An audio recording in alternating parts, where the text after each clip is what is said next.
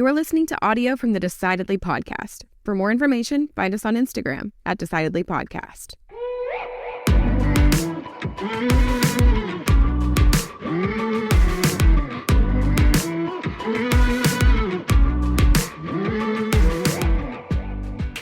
March 2020, I remember talking with my business partner about whether we should send employees to work remotely due to the threat of COVID or not. And there were really two schools of thought.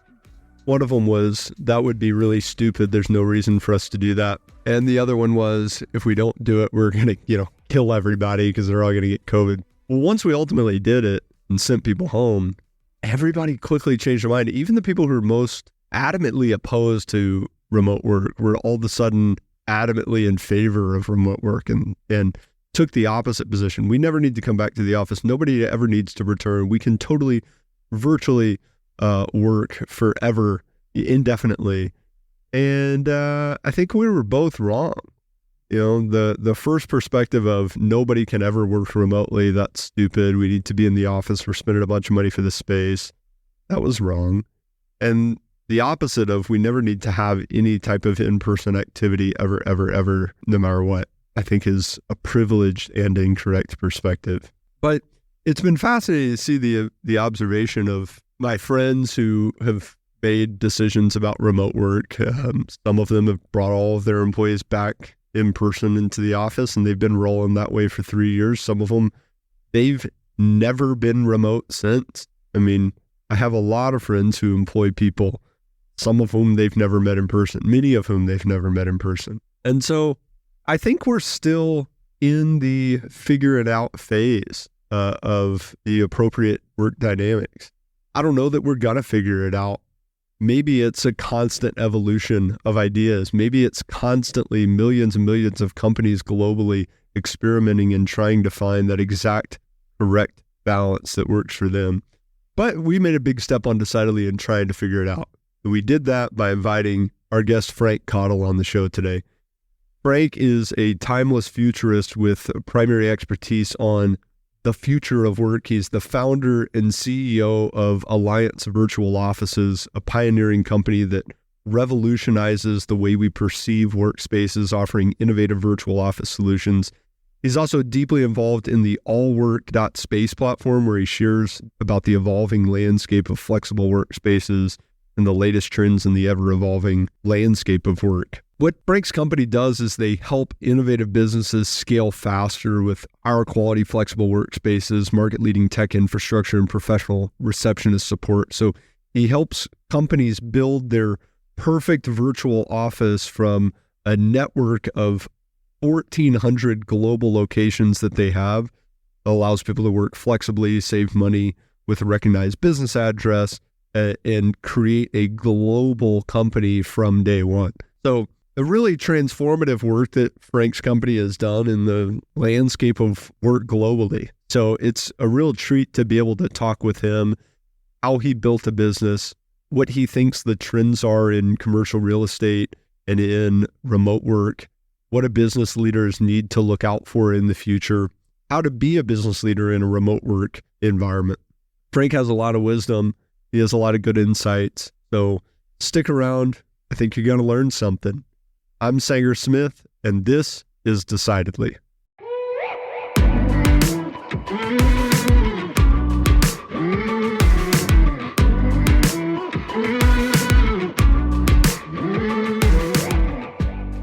What I'm mostly curious about is, how do you get into that space? I mean, what was your journey in life like before Alliance, and what led you to Alliance? Okay, well, I started my career in 1969-70, and I actually started as a commercial diver, working as a contractor to one of our federal agencies during the Vietnam era, doing what was termed interesting work for a few years. As a contractor.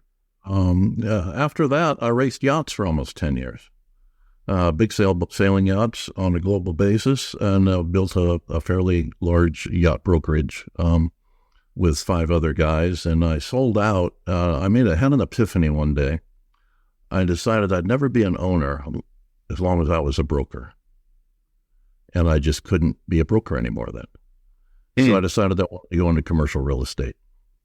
And for commercial real estate, I didn't have as much money as I needed to build big buildings. So I come from a ranching and farming family, and so I decided I would land bank. And what that means is you buy the biggest piece of dirt possible, and you hold it for as long as possible. And the way that I decided to do that was to build a small building that would generate the greatest amount of revenue per square foot. And that happened to be funny little things in the late 1970s and early 1980s called executive suites.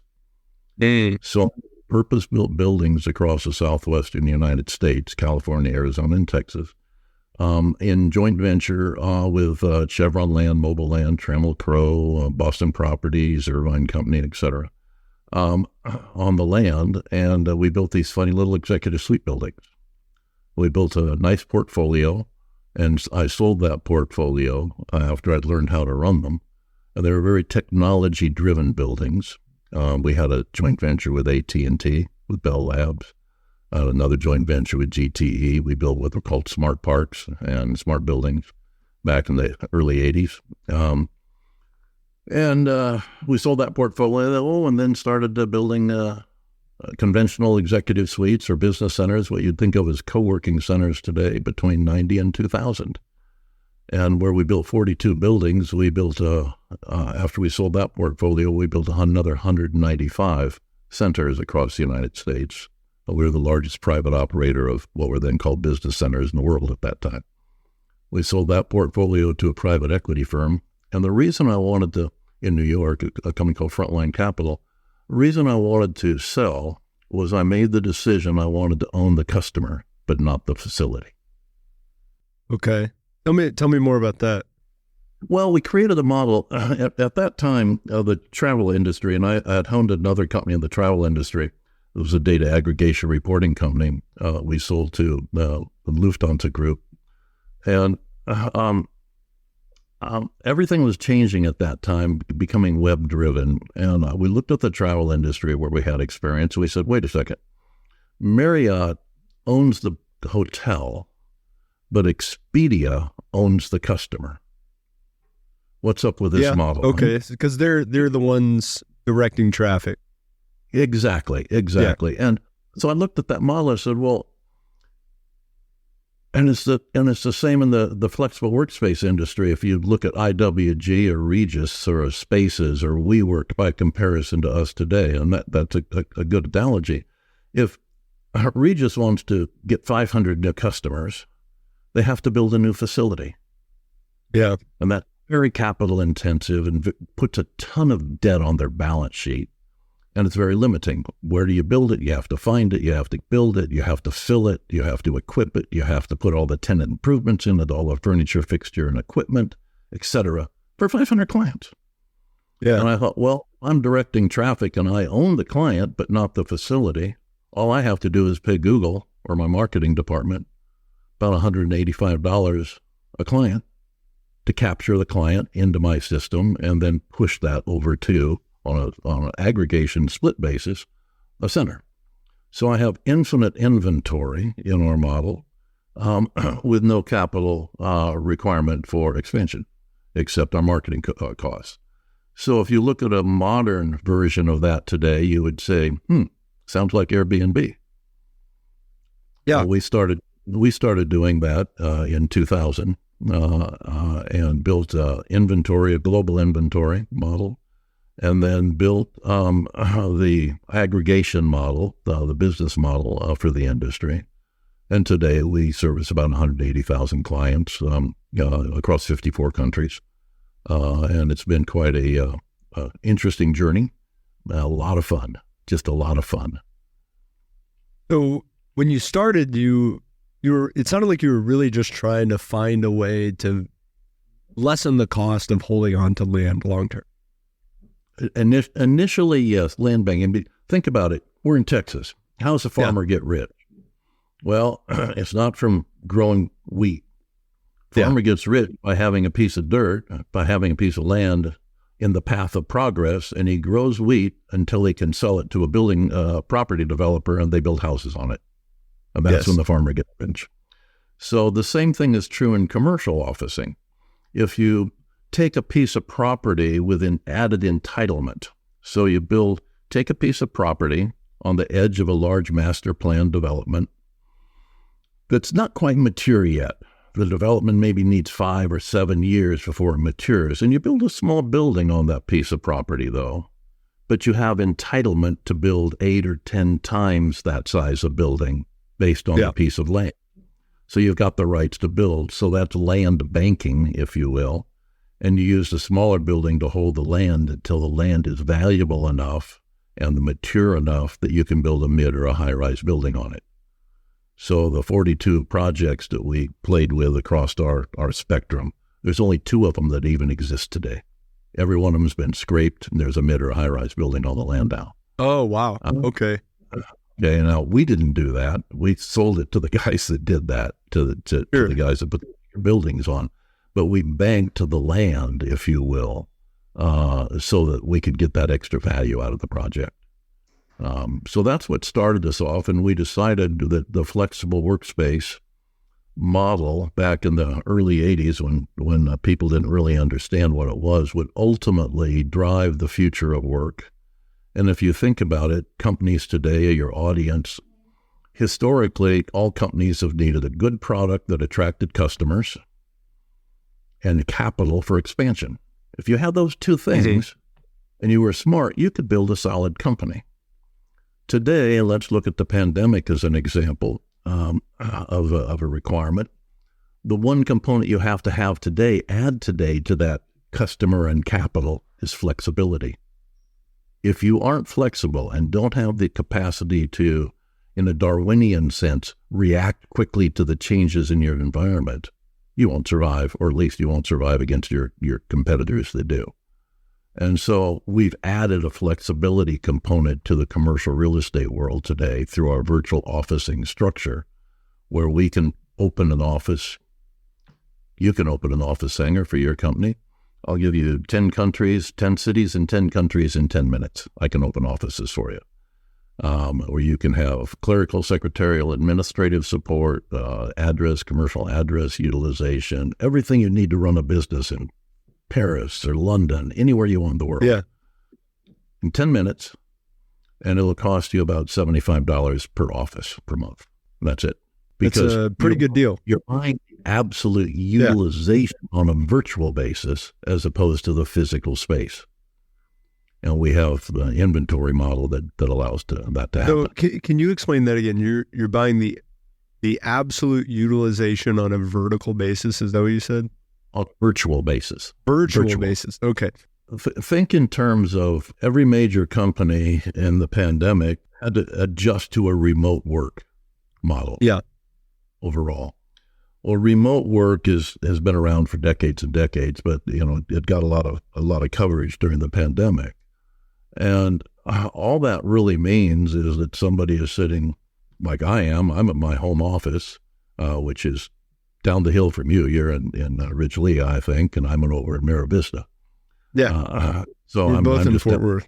So I'm in my home office today, speaking to you, and later on this afternoon, I'll be in a downtown office in Fort Worth, and tomorrow I'll be in my office in Dallas. Yesterday, I was in my office in Las Vegas. Okay, so we all move around. We're all digital nomads today, or local nomads, lomads, if you will, to where we work in a multitude of places. Well, if you have a permanent full-time space, especially if you're a company that has 10,000 employees and you put permanent full-time space, all of them, they're moving around. They're only the utilization of a Fortune 1000 company's space from an officing point of view before the pandemic was only 42% effective. So 60-some% of the time and this is during working hours, not counting weekends and evenings, this is during working hours.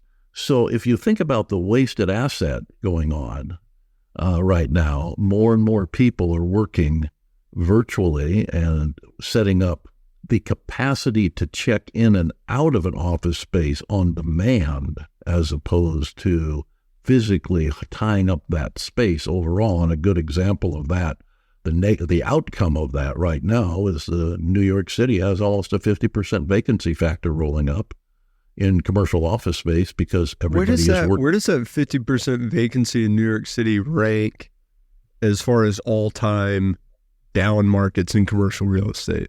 Worst ever. Worst ever. And what you'll see is the repurposing of that space. Ultimately, it'll flux around, and there's a lot of they'll figure it out. Yeah.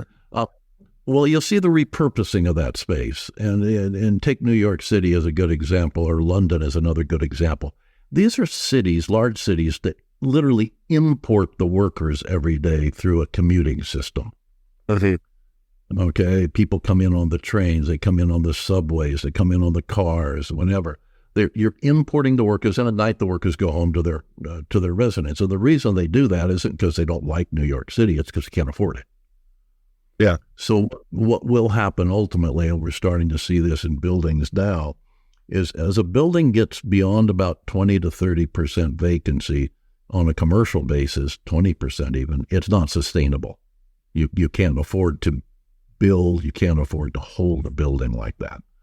So you repurpose the building. You take your 50 floors and the top 10 floors become residential, and now you only have 40 floors you have to deal with commercial. Maybe your bottom 5 floors become retail. You start reshaping the way the building is. And when you repurpose a building and add residential to a commercial building, which is very expensive, but no, not as expensive as building the building in the first place, now you've got new inventory of residential, and that lowers the cost of living so people can live and work in the city instead of work in the city and live somewhere else. And this is what's beginning to happen all over in a lot of major cities worldwide. Yeah, so ultimately, I mean, that sounds like a real positive change for those cities if more people are able to live and work and not have to stress the public transit system and not spend 2 hours every morning and evening in the train. I met a couple back in June that lived their entire working lives in New York City, and they told me they each took a 2-hour train ride in the morning and at night. And I thought that can't be worth it. New York City can't be that cool. It's not. No city is. It can't be that cool. Well, and it's funny, the big return to office after the pandemic, hey guys, you got to come back to the office and fill the space that we're paying for, right? That's what corporate leaders are saying. And particularly the large financial institutions and large tech companies, or a lot of them are saying this. No one minds being in the office with their coworkers. It's good. No one minds that. It's great. It'd be great if we were sitting across the desk from each other instead of working remotely as we are right now. That'd be better. Okay? But no one wants that damned commute.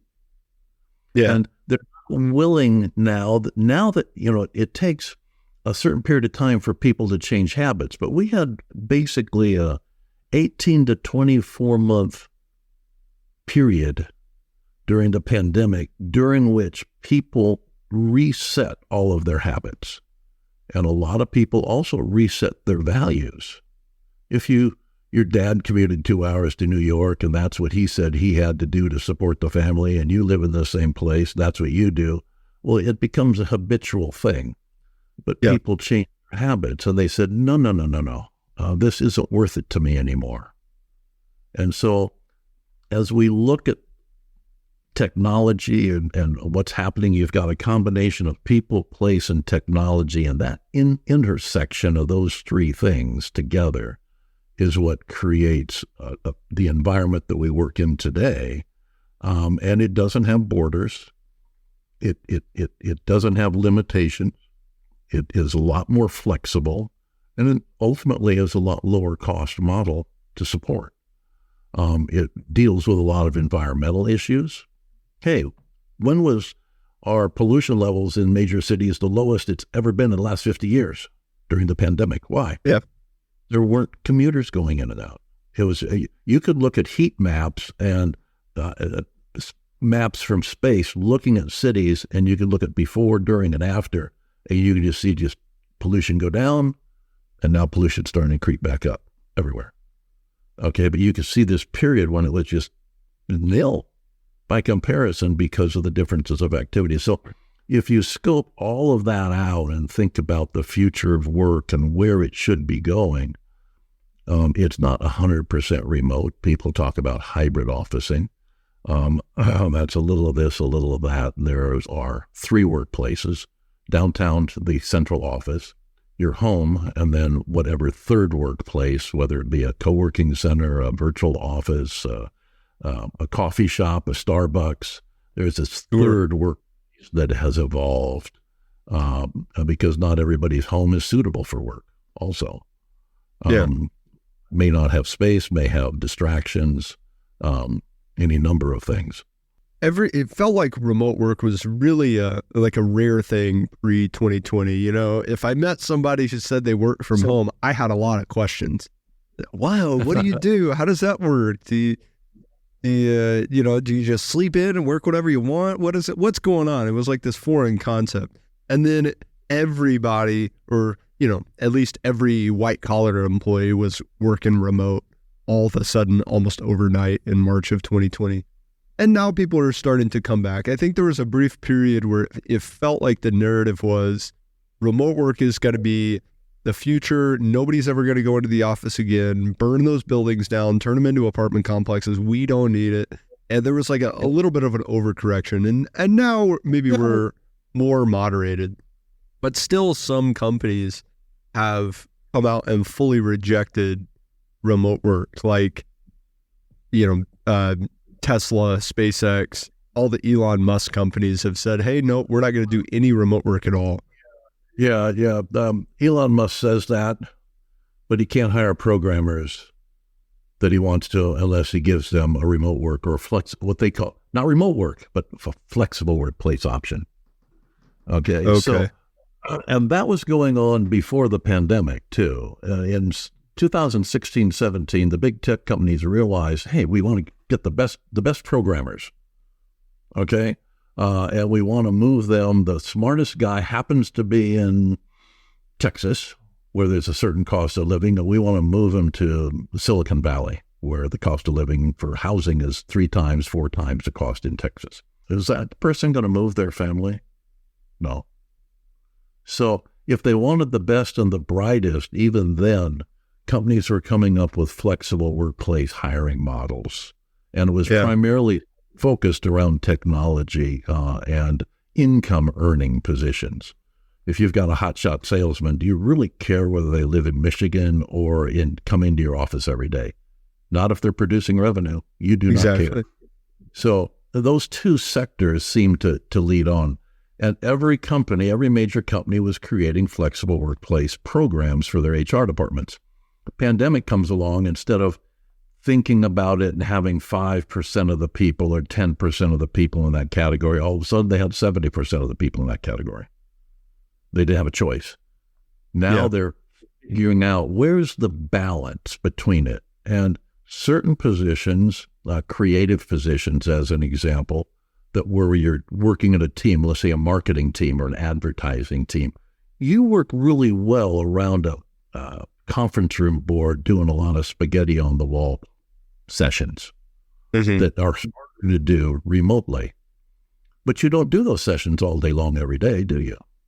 No. You have the big customer meeting on Thursdays and you've got to do this and that. So you maybe have to come in on Wednesday and Thursday. But on Monday and Tuesday, you don't have to. And on Friday, you're going to take off early anyway, so you might as well do whatever. So everyone has to figure out how to adjust. And some of the big institutions say, well, we need everybody together so that we can preserve our culture. And I would say, you know what? If your company culture is so weak that you all have to sit in the same room and sing Kumbaya together, then you didn't have a culture to begin with. That's a really pretty good point. I think that type of response of everybody's going to be here, we're going to go completely back to normal. I won't say in every case, but in what is normal? And I think most people. You own words, and I'm going to interrupt you for a second, which you said I could do. I did give you permission before we started. You could interrupt me. Yeah. what you just said, back to normal, is that retrograde or what? Yeah, it may be a little bit. Be progressive. You have to look to the future of work, not the past of work. Any company that says, well, we're going to do it the same way we always did it. Buggy whips in the the early 1900s. Yeah, we're going to produce buggy whips instead of windshield wipers. Yeah, that's smart. So there is no back to normal that will work. There is no new normal. If it's new, it's not normal. It's new. And you've got to embrace it. Every day you have to change and you have to adjust. You have to move forward. Find a better way to do things, not the same way you always did it. You have to do that work where you will not succeed in business and you won't succeed in anything. What ways do you think work, the landscape, what was the last large-scale change in the landscape of work?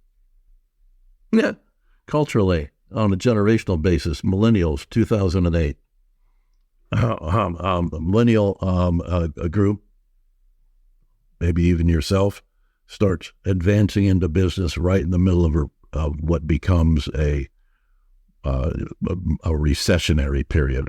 We have a big financial crisis period, and that denied a generation of people coming in 2007, 8, 9, 10, 11 the opportunity to find good jobs, to find things that were allowing them to do what they were just gotten out of college and were educated to do. And so a whole generation sat around for 2 or 3 or 4 years trying to figure out how to react to this recessionary environment. I think that was the last thing before the pandemic that caused people to reflect how they wanted to work, what their values were going to be, what was necessary for them to find fulfillment overall. And if you look at one of a number that is telling, and as it relates to that entire generation gotten married 5 to 7 years later than previous generation. So it was a period where people were very unsettled as to their values, what they wanted to do, how they wanted to accomplish it, and there was an economic environment that didn't allow them the opportunities they thought they would have. Yeah, they thought they would have, and then all of a sudden they find out, geez, I got college, I got this job, the job's gone. What am I going to do? Shit, I'm living in my mother's basement, and that was a very telling structure for a whole generation of workers. Sure. There's this recognition that default way of living to say, hey, I'm going to simply adopt my parents' values and go forward and try to mirror their level of success, that they instantly realize that's not going to work for them. And the pandemic made us realize that for a lot of things, remote work included, but also values, say, oh, wait, what we were doing, that the kind of autopilot way of living, now this black swan event has forced us to reconsider what we had put on autopilot. And I think it seems right to me that remote work was something that I know I didn't really consider it. I didn't have any employees that worked remotely pre-pandemic. I had employees that had the flexibility. The sales team would be able to be flexible and say, okay, you can go. Who cares if you come in today? As long as you're hitting your numbers, I don't really care where you are. But beyond the sales guys, nobody even thought to ask if they could work remote. It was, a funny thing is we had a satellite office for years in a city that was an hour and a half drive from Fort Worth, Stephenville, Texas. You'll know where that is. And we had several employees who worked there. None of them really worked collaboratively. Like none of them were in the same department. There was no leader of that office. So there wasn't there was no sales person working out of that office. There was no advisor working out, nothing.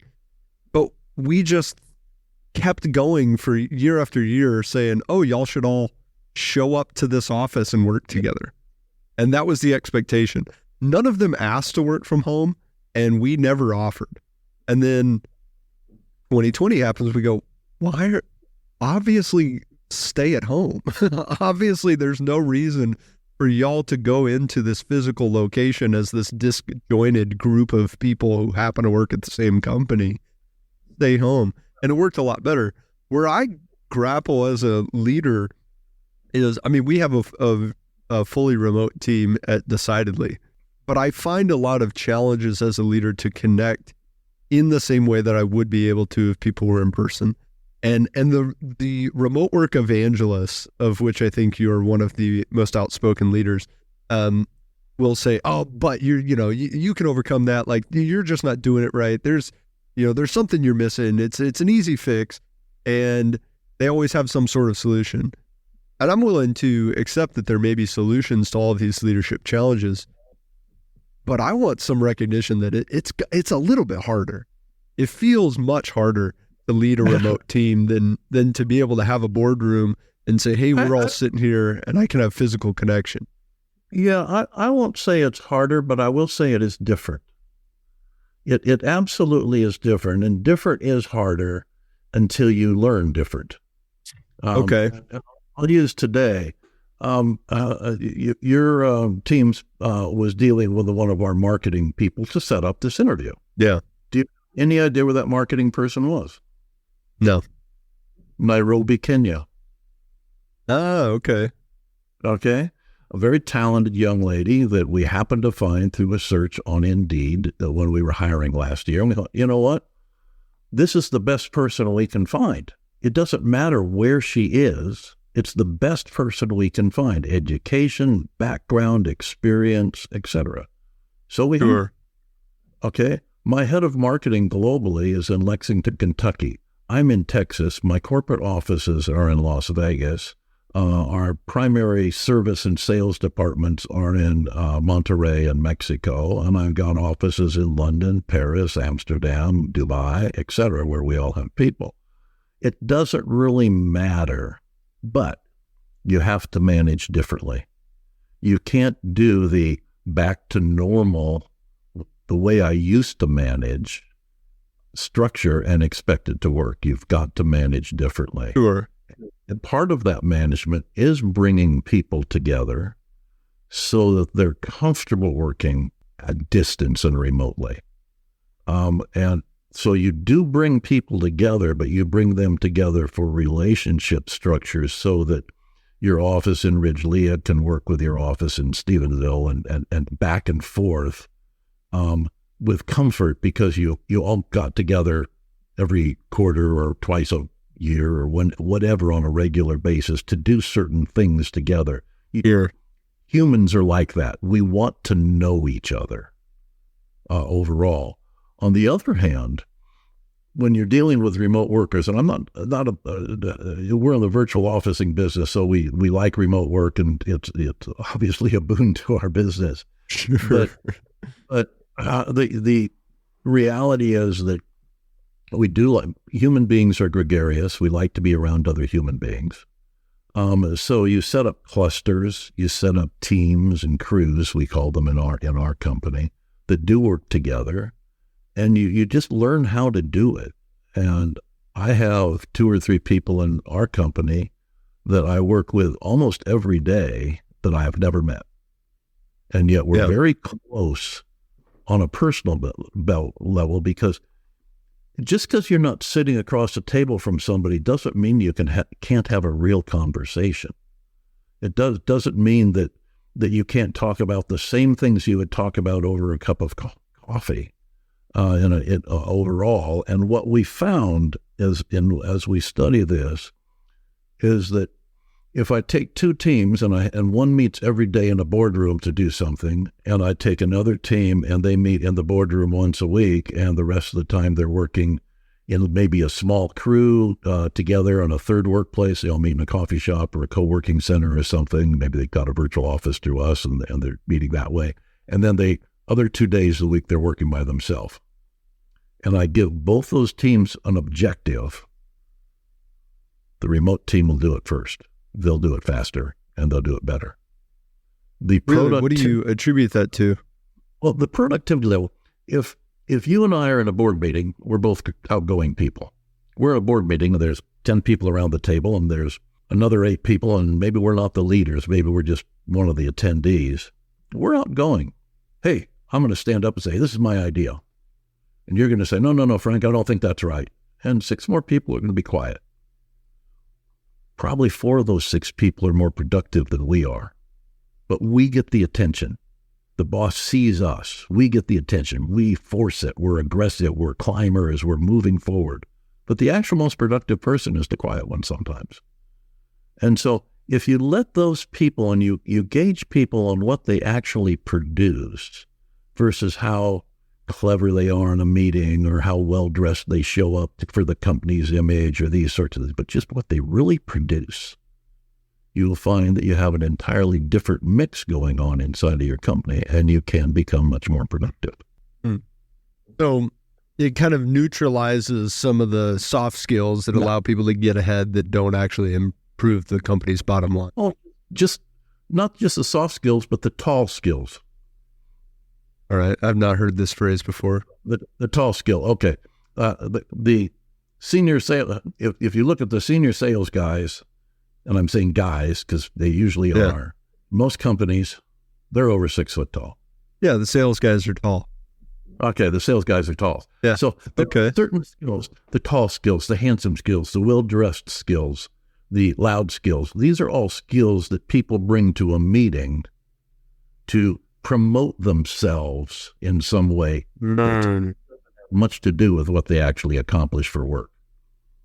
Okay. And the perfect thing is the company that used to hire the college jock that was really big on the team, and they make him into an insurance salesman because he's I know lots of those guys. So I mean, this is, I know I'm picking on certain people here, but I get you. Necessarily the best person, but that's the one that. Well, I think they probably are the best person in a world where you can take people out to lunch and go golfing, because being tall helps when you can notice someone's tall. Well, it helps when you are physically in front of someone because, for example, I think it's something like 95% of our presidential elections, the taller man has won in the general election. Yeah. And so height matters in the way that we view someone's leadership ability and competency. I mean, we're literally and figuratively looking up to them. So it makes a difference. But on Zoom, we're all the same height. Right. So I wouldn't say that, I don't know that I could agree that they are useless characteristics. I think that pre-pandemic, pre-virtual work, it probably was a useful recruiting tactic to say, hey, we're gonna try to find a sales guy that's over 6 foot tall. He's gonna have an easier time being a sales guy. Yeah, I won't argue that one way or the other. And I'm 5'11", so I'm not in the club. I'm not defending my own right now. I'm 6'3", so I am. All right. I'm not going to suggest that. All I am going to suggest is that oftentimes your most productive people are not when you're in a board meeting, that everybody's in the meeting together environment, that the most outspoken or the people that get the attention aren't necessarily the people that when you actually settle back and do the work are the most productive. And that what companies are finding today with remote work is who actually gets stuff done, who can put their head down and get something done versus wave their arms and talk about it. And that is making a big difference in a lot of companies, and it's changing the way people hire, and it's changing the way people recruit and the way that people not just manage, but the way people review performance. All of that is adjusting. That's not part of the going back to normal. That is part of adjusting as we go forward. And when you think about it opportunistically, it's really good. Also, there's a lot of smart people that don't live in Silicon Valley or New York or Dallas or Houston, that are very, very talented, bright people. They just don't want to live in New York. Why should a company who's based in New York deny themselves the ability to find the best person because they want them physically in an office. Yeah. You know the cost of moving someone from Cincinnati to New York? You've got to pay them half again as much. You have to buy their house in Cincinnati because and find them an apartment in New York. You've got to do about a whole bunch of things. Who pays for that ultimately? The shareholder. If the shareholder is paying for that, who pays for it? The consumer. Is that a good business decision or not? No. Period. We're done. Argument's over. What do you think business owners need to be on the lookout for moving forward? I think if I were to start a new company today, I would really look at, I would understand that my company is global or international on day one. I have an employee, I have a customer, I have a technology, I have a service, a currency of some sort that I need to be considering as international. And I would look and think of myself on a global basis as opposed to purely a local basis. That's one perspective I think I would have if I were going to grow something. Overall, the other thing I would go for is when I hired people, my primary criteria, the criteria would be IQ. If you don't find really smart people, I mean, just pure smart people, highly intelligent people, you will not have the capacity, they will not have the capacity for change and flexibility. And if you look at change and you look at the things we've gone through, is there anything that's slowing down in the world that you can think of? No. Everything is accelerating. That means people have to have the intelligence and the capacity to deal with change on an accelerating basis going forward. And that generally means just find the smartest person you can, not the nicest or the best looking or the tallest, but just the pure smartest. And does that person have to be here? Maybe they're in Nairobi. Maybe they're in Mumbai. Maybe they're in Mexico City. Maybe you're in Texas and they're in Los Angeles.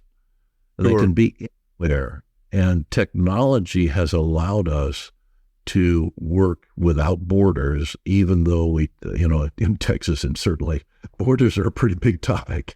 Okay. But you're hiring people and such allows you to consider working without borders. And we have programmers in Eastern Europe. We have programmers in Latin America. We have programmers in the United States. So you can build a team anywhere, and your common language for programmers is technology. That's your language is the programming language. So it's not that hard. But I would recognize that I'm a global company on day one, and I would start thinking that way. And I wouldn't find limitations. I would really think in terms of flexibility and purely intelligence until I hired. Okay. What do you think are the biggest mistakes that people are making or business owners are making right now with their relationship and approach to remote work or hybrid work? I think that new companies are thinking,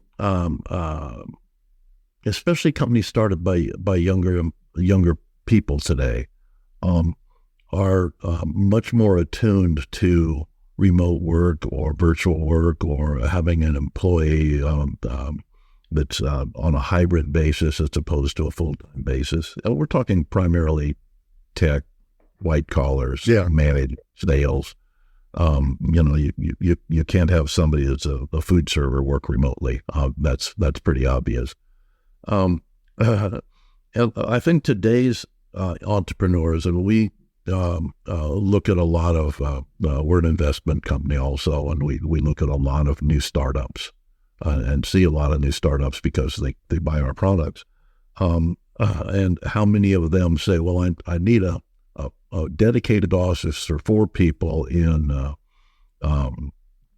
Fort Worth, but I need a virtual office here. And they might need one in Houston, might need one in New York, need one in London.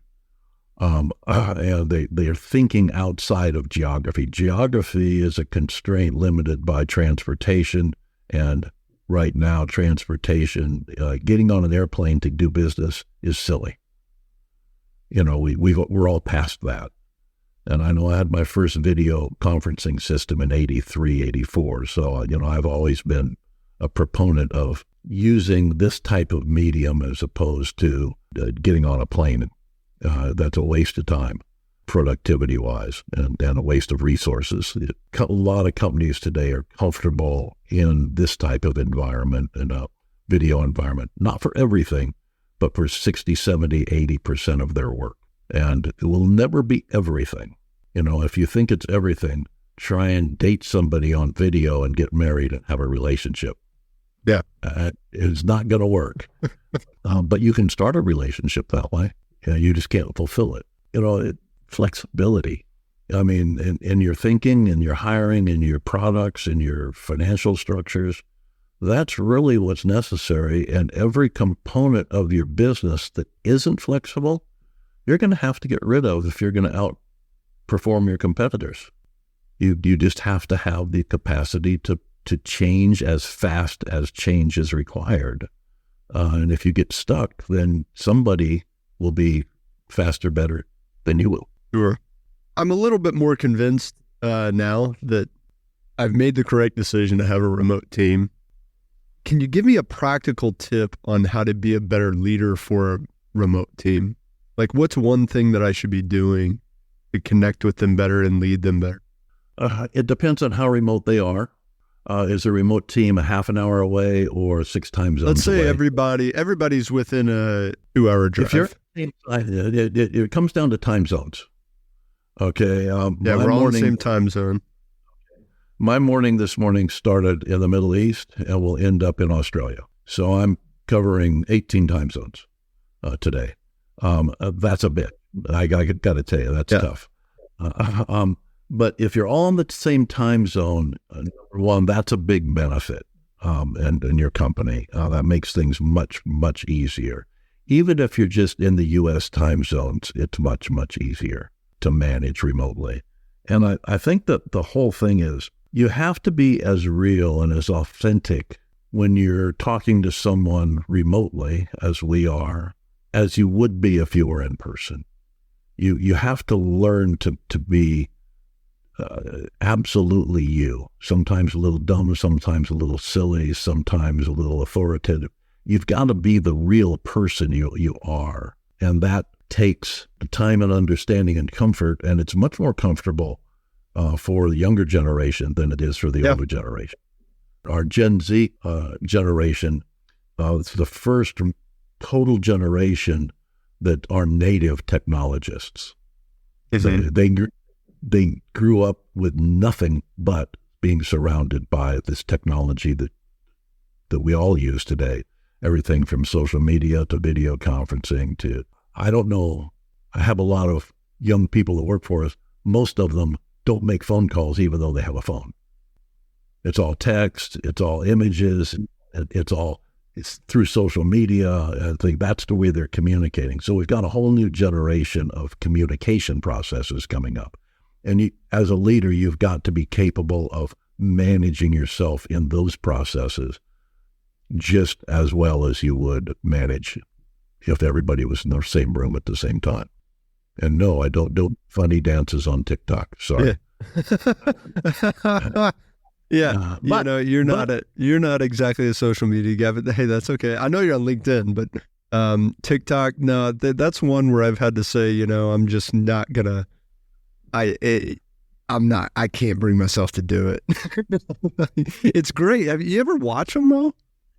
Every once in a while, yes. We have a team that does. We have a team that does all of our social media. They do everything from TikTok and Instagram and everything on across the full spectrum.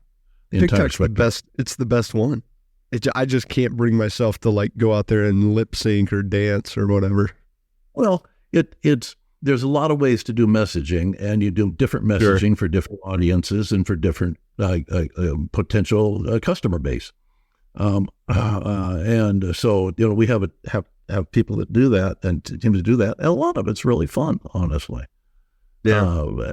I think your question of how do you manage remotely, first, you get people together when you can, especially if you're on the same time zone. If everybody's in Texas, then you can easily get everybody together.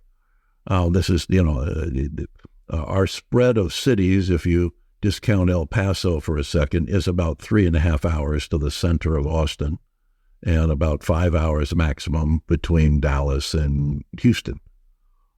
So you can get everybody together for any purpose you need to, if everybody drives. That's number one. And number two, get familiar and be totally comfortable with the technology, and just be authentic. Just be who you really are. And just because you're on video doesn't mean you should be a different person. Yeah. I'm probably in video conferences 6 to 7 hours a day, and because that's the way I work, predominantly. And you can create relationships. You used to have pen pals, right? And they would become friends for life. Yeah. So if you could do it with a pen and paper in the 40s, 50s, 60s, can't you do it with video today? That's a really great point. I mean, video may be less than ideal or less connection than in person, but it's a lot better as far as a second place medium than anything we've ever had. Yes, and it will continue to get better. We've been looking at and playing with holographic processes, which is available. It just is very expensive to do. So as the costs come down, you're talking like Star Wars. You're going to pop up from the center of the conference table. Yeah, they've got that now. Yeah, we had our first holographic receptionist at a center that we built in 1984.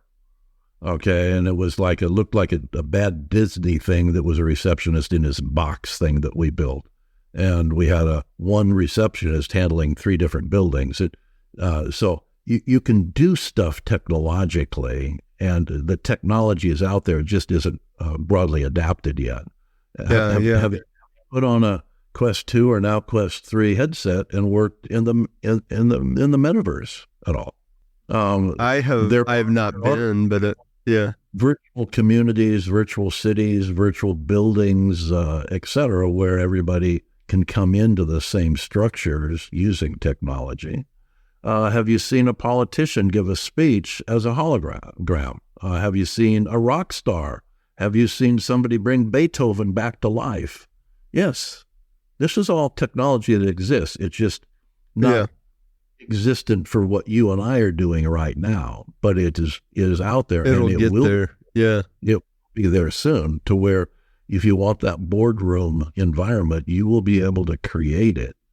There are there are dozens and dozens of companies working on that right now. Microsoft has a very interesting product. It just costs us, you and I, it would cost us maybe $150,000 a seat to set up. So that's not a retail product. It's still a beta type product. And but it will be there. So flexibility, again, is the key. Pure intelligence that can adapt to these new structures. That's the key. Those are the people that will get the money from the venture capitalists, and those are the people that will outgrow the others. And I'll use you and I as an example. Let's assume that you and I were going to go to a venture capitalist. We each wanted to raise $1 million, and we each had a technology startup.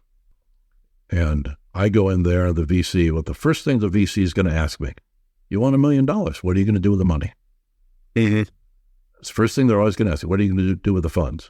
I said, well, I'm going to get an office and hire a receptionist, buy some furniture, computers, and then I'm going to hire a couple of engineers. Yeah. Then guy says, thank you very much. And then you walk in there and he says, hey, Sanger, what are you going to do with the money?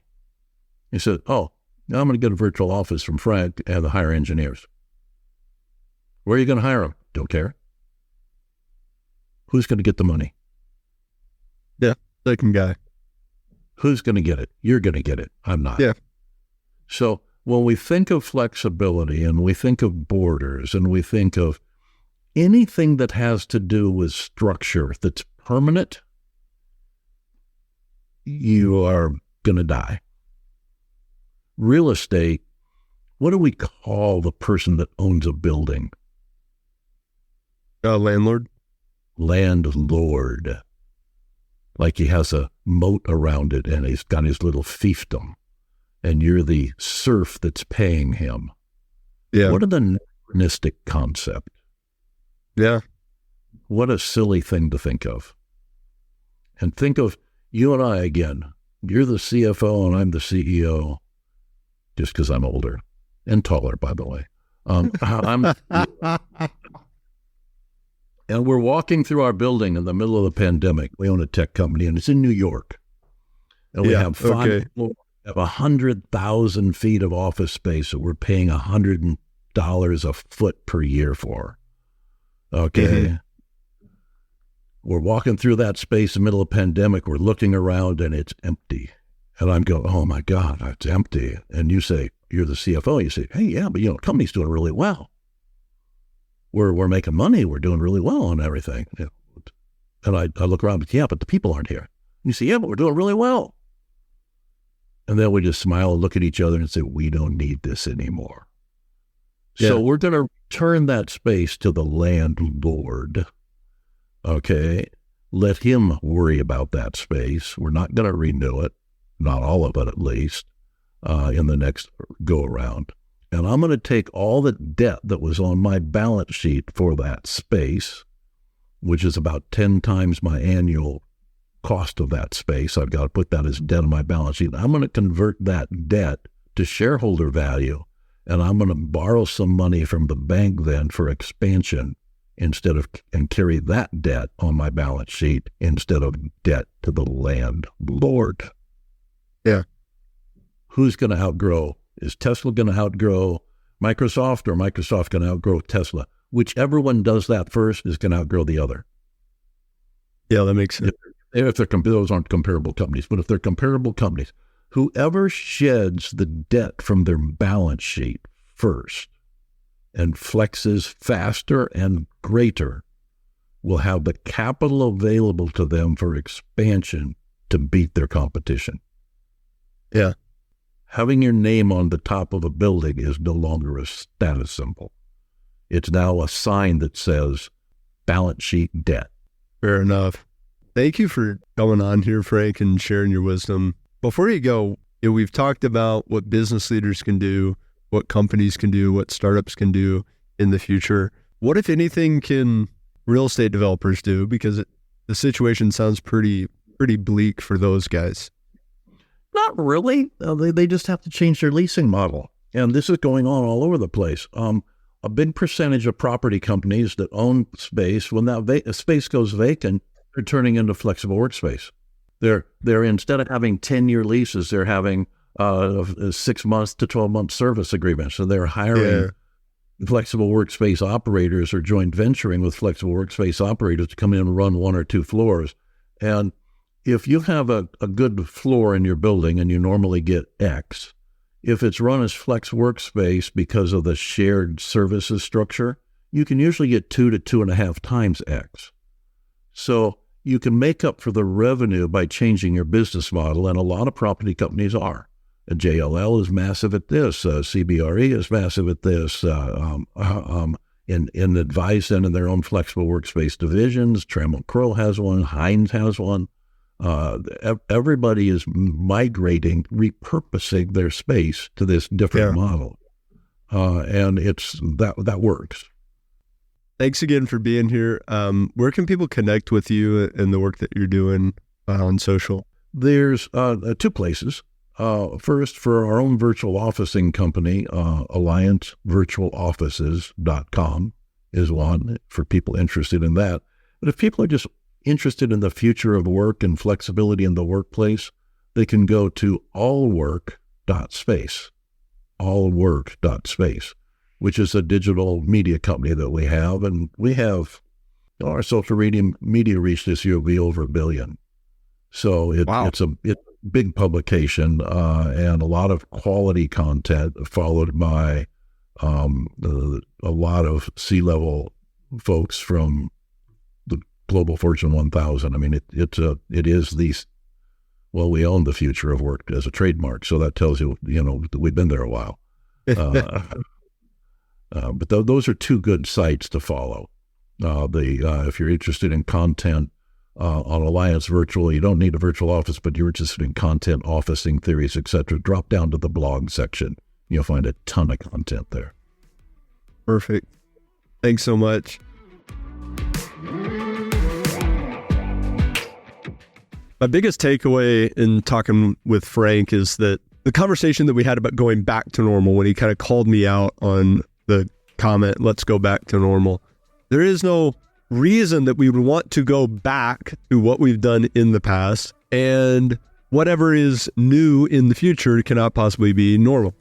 So that entire phrase is kind of oxymoronic and perplexing. What we want to be doing is find the right path forward, whether that's new, old, normal, weird. We want to find the right path forward that's in alignment with our vision. You just made a great decision to listen to this episode of Decidedly. Make another great decision and leave us a 5-star review wherever you listen to podcasts. We appreciate your support. It helps others find our community and defeat bad decision-making in their own lives. For more daily decision-making insights, check us out at decidedlypodcast.com and on Facebook and Instagram at decidedlypodcast. Thanks again for listening. I'm Sanger Smith, and this is Decidedly. Insights, advice, and comments provided by Sean Smith, Sanger Smith, and speakers identified as part of the Decidedly podcast should not be considered recommendations. Speakers not identified as members of Decidedly are expressing their opinion, and their statements should not be construed as reflecting the views of the Decidedly team. This podcast is produced solely for informational purposes, not personalized advice.